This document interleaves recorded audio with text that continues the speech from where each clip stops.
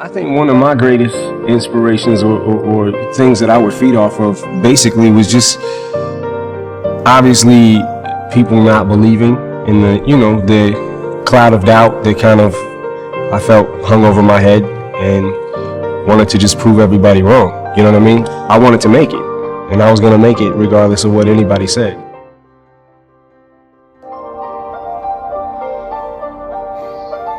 My greatest moments are probably the moments where I hit rock bottom, where everything was against the wall, where I failed, and I had to find intestinal fortitude, with no one around, pick my ass up and reface what knocked me down, this time beating it.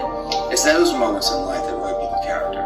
It's not the titles, it's not when the crowds are cheering, it's when no one's cheering. Who are you? It's when no one is cheering. Who are you? Wow, talk about powerful. When no one is cheering. And let me tell you, I am so grateful for the 3,000 of you here now that are cheering me on. And to know that I have that little bit of like, keep going, keep going. It's an amazing feeling. But what about all those days and nights where I didn't have not one, including my boyfriend at the time? So I've had moments where I didn't have anyone believe that I could do what I was setting out to do.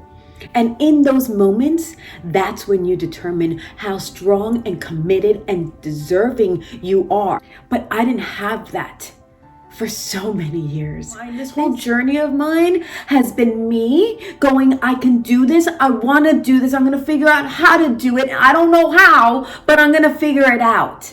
And that was me for years. I'm going on 13 years here in Los Angeles next year. 13 years.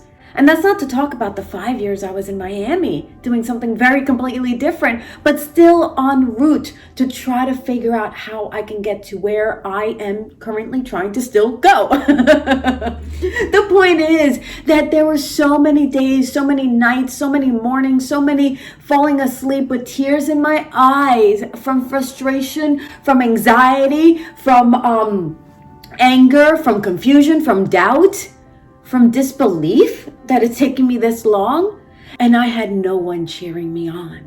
Yes, my family loved me, but it's when no one is cheering you on. Who are you? Who do you want to become? Who are you going to get to be as a result of that moment in time? Because you'll always remember it, right? So who is it that you want to be? Define it for yourself, because you got to believe you're worth it, and you got to believe you can achieve it. Because otherwise you won't.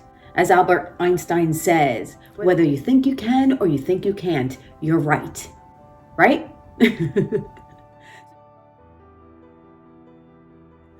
So if you don't believe it, who's going to believe it? You got to stay committed to believing it too. Because you can waver, but you always got to get back up. And that's what I think is so impressionable about what this specific speak was saying to me as I was receiving it today. This is completely different to what I was talking about before. Follow your dreams, follow your heart, follow your instincts, follow your intuition. Don't follow what the naysayers say, right? However, this to me really spoke in a very different way, because there are going to be moments where that one person that you deem to be so special isn't cheering you on.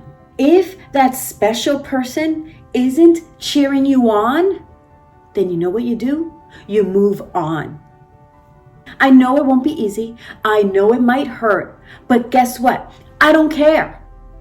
And I don't mean that harshly or rudely or meanly. What I'm saying is, I don't care what you have to do to get over him or her, because guess what?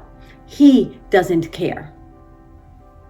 If he's not cheering you on, he doesn't care. And if he doesn't care, he does not matter. And if he doesn't matter, you don't need to be wasting time with it. And I feel very strongly about this. I really do. Because there are going to be moments where the person that you think is in your corner turns out to not be. Turns out to be happy that perhaps you aren't achieving what you set out to achieve. Who perhaps might be holding you back or holding you down. Figuratively, hopefully not literally. That's a whole nother. But the point is this. If they're not your number one fan, then they're not worthy of being in your life. And I am so grateful to my mom and my grandma, two totally ridiculously strong women, would say to us four girls, hombre que te deja, favor que te hace. Which essentially means the guy who leaves you is doing you a favor. And I wholeheartedly believe that. Say thank you and move on. That has always stuck with me, and I love that lesson because I think too often when we go through a hard breakup or something like that, it's a sort of thing like, ooh, what am I gonna do? I'm gonna be alone. Ooh, and I'm not mocking the situation. This has happened to me. The point is that we think like it's the end all be all. That is the beginning. So I am so grateful that my mom and my grandma instilled this in us, because I was very fortunate that when I did end a relationship, or when a relationship ended, I had this strength that was like, okay, this is a favor from the universe. Thank you. Thank you for showing your colors now and not 20 years from now. Thank you for being a jackass early on, because now I know you're not worth being with in the long term. So all the times that I've had girlfriends come to me who have been upset about a breakup, I'm like, yeah, rock on. I'm so excited for you. And they're like, did you not hear what I just said? We broke up. I'm like, that is amazing. Congratulations. And they're like, Jovanna. I'm like, I know. I think it's great. And I kid you not, I can't tell you how many times I've had girl chick friends of mine be like, Jovanna, that was the best thing you could have ever said to me. Because you're right. You're right, and I've moved on, and it was a lot easier than I thought it was going to be. Or fill in the blank. Even if it's hard, you got to get through it. It's life. You have to go through it to get to it. And if that person wasn't your person, don't you want to know now, instead of like potentially what could come in the future dealing with this person who isn't worthy of you? That's how I see it.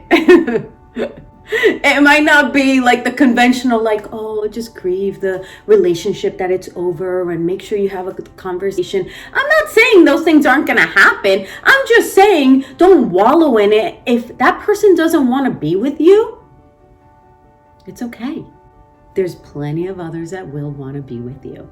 And again, to my gals, to my guys, this goes to all of you. And I think when we come to relationships with that strength, with that inner power, it's like you level the playing field and you two can actually come to it as mature adults in such a more powerful place. And if he doesn't care, then you shouldn't care. Right? That you might love him or her, that's fine. I'm not saying I'm definitely not saying build a wall and don't let anyone get through it. That is the opposite of what I'm saying. What I'm saying is that the people who don't want to be in, let them go and find somebody else that you can bring in that's deserving of you and your amazingness. So those are two very big different distinctions. Do not build a wall, ladies, gents. It's not something that you want to go into a relationship with. I think one of my great successes in my relationships, I've always had long relationships, I come in it without baggage. Or I used to go into it without baggage because I found my one. But I would never go in it with baggage. That the previous guy cheated on me, yeah, it sucked. But I didn't bring that into my new relationship.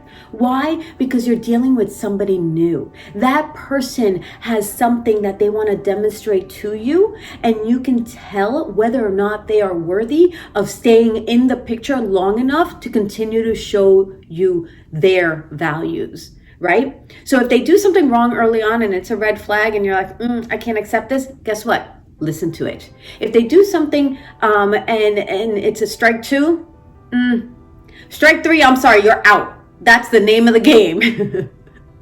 You can give them 3 chances. I don't know. I think I've only given 1 chance. I can't speak that harshly. But the point is that you just have to know your hard yeses and your hard nos and stick to them. If you want someone to love and for them to love you in a way that is reciprocated and beautiful and evolving, then you got to do that for yourself.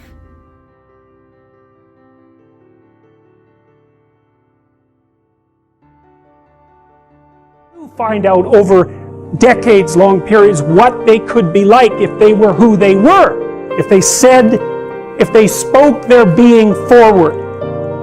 And they get stronger and stronger and stronger, and we don't know the limits to that. We do not know the limits to that.